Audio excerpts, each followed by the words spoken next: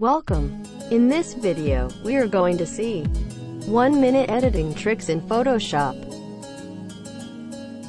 Open Photoshop. If you don't have the software, kindly download it from the link in the description. Let's get started.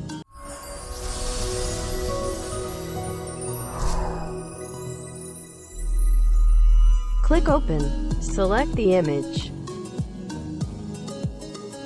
Unlock the image layer. Go to Filter, Camera Raw Filter. Increase the value of saturation and vibrance.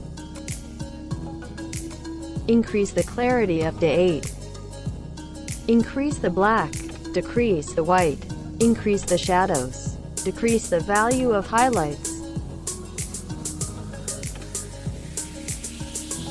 Contrast up to 20.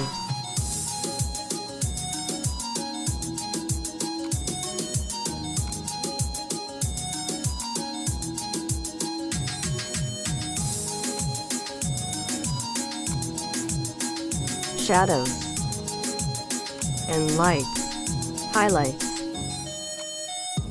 Click HSL adjustments. Increase orange and red.